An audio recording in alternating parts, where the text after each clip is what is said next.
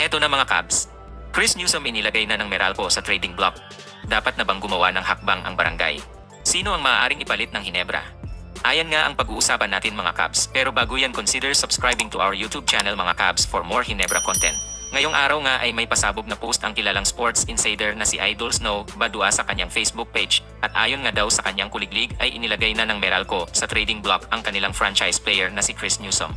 Ito nga daw ay dahil sa takot na baka i-explore ni Newsome ang free agency market kapag na-expire na ang kanyang kontrata sa team at pag nangyari nga ito ay baka wala silang makita pag umalis ito. Isang wise move nga ang desisyon na ito ng Meralco mga Cavs na subukang i-trade ang kanilang superstar guard bago matapos ang kontrata nito dahil maaari silang makakuha ng mga bigating assets tulad ng mga picks at mga potential stars kapalit ni Newsome mula sa mga teams na gugustuhing makuha ang serbisyo ng 6'2" standout sa lalong madaling panahon.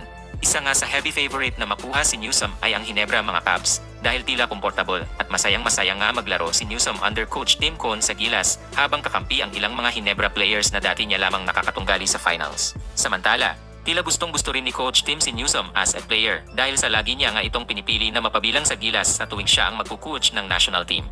Kung kaya naman hindi na nakakagulat kung magaganap man ang Newsome to Hinebra trade na matagal na ring hinihiling ng mga Hinebra fans. Ngunit ang malaking mga katanungan nga ngayon mga Cavs ay dapat na bang gumawa ng hakbang ang Hinebra? At sino-sino ang mga maaari nilang ipalit?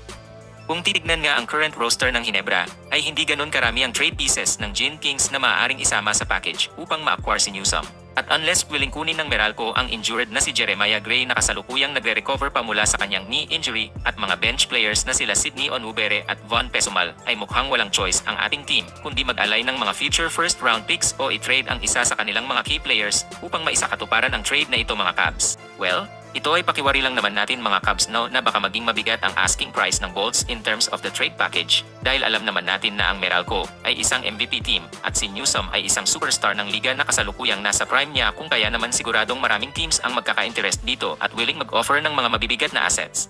Pero who knows diba, ay tanggapin ng Meralco ang anumang sagad na may offer ng kanilang arch rival na Hinebra sa ngayon para pagbigyan si Newsome. Kung kaya naman ang palagay natin dito mga Cavs ay hindi kailangan magmadali ng Gin Kings dahil hawak nila ang alas dito. Dahil nasa kanila ang amor ni Newsome. At sa tingin natin ay, kung hindi kaya ng Hinebra ang hihinging kapalit ng Meralco, ay mabuti pang antayin na lamang ng Hinebra na ma-expire ang contract ni Newsome kahit pa ito ay may trade sa ibang team. Dahil in the end, ay maaari nilang makuha ang serbisyo nito via free agency nang walang bibitawang kapalit although ang risk nga lamang ay kung magtagumpay ang magiging bagong team ni Newsome na mapapirma ito ng renewal sa kanila na sa tingin ko ay maliit lamang ang chance na mangyari.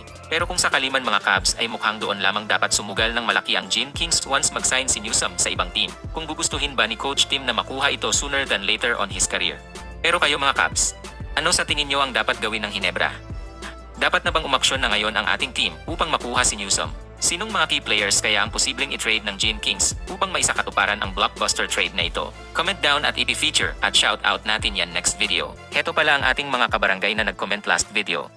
Shout out sa inyo mga Cavs. If you enjoyed this video, please like, comment and subscribe mga Cavs for more Hinebra content.